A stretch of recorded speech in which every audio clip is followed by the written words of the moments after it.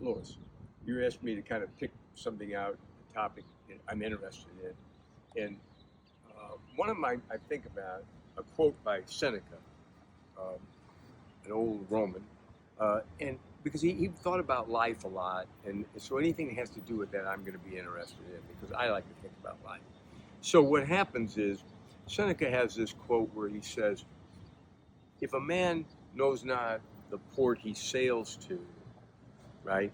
Which port he's sailing to, then what's the outcome of that? And he says you can't have a favorable wind. See, it doesn't matter then which way the wind blows. It's sort of like the thing I told you in the when the Cheshire Cat, right? When she comes to him and says, "Sir, which way should I go?" And he says that depends a great deal on where you're going to or where you want to go. And she says, "I don't care." And he says, "Well, then it doesn't matter which way you go." See, people, young people especially, need to hear that and not let life lead them. They need to make decisions, right, that tell they've made the decision in life to take a right or left turn. Now, all of that's done in the providence of God.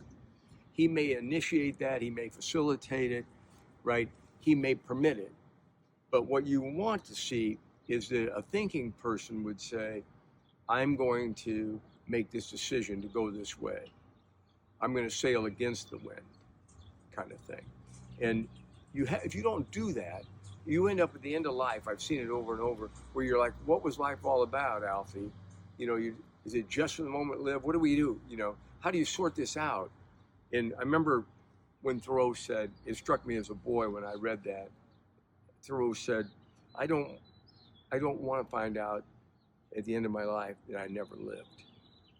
And what he meant was, what if it's just being blown about, and it doesn't matter what port I end up at, because I didn't know I wanted to get there. It ended up being the port that some wind chose for me that I didn't choose. And I'm saying we need Christian men and women, and especially young Christian men and women, to make up their mind to sail as Christ's soldiers. They claim they have a union with him, right? And they're devoted to him. And I'm saying, good, and let's show it, right? Let's live as if that's the only thing that matters, because it is the only thing that matters. Once you're in union with Christ, the rest of your plans will do this. It'll fall in line. Otherwise, you're going to get that Nietzsche problem, which is going to be what? Remember what he said about goals and paths? Because I know it's on your mind a lot. If you don't set out with a goal and make your paths can be broad and can be varied to get to that goal, but if you don't, what will end up happening is your path will end up being a de facto goal. And that's a shame. I never found anybody who's proud of that at the end of their life. So if I choose to do these things that I'm doing now at my advanced age, right?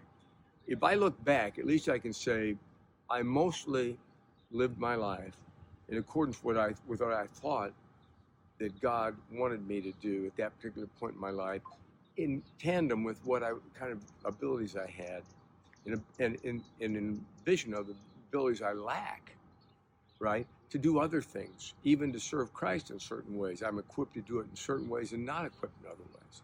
Because common men like me and common women like you, God gives us certain abilities, and we also need to recognize that God gives us certain limitations. And the peace comes from finding that way.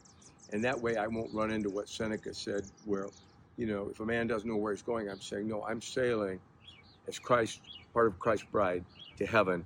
For what? In his presence is fullness of joy. At his right hand are pleasures forevermore. That's where I'm going. That's where I had my mind. That's where my eyes have been fixed on invisible things for a very long time. And I think young people at first think I'm a bit wacky to say it, but if there's one piece of advice, it'd be that you need to think often on invisible things, because they're the permanent things according to the Bible. The invisible made the visible, and you need to focus on the invisible if you're a wise person.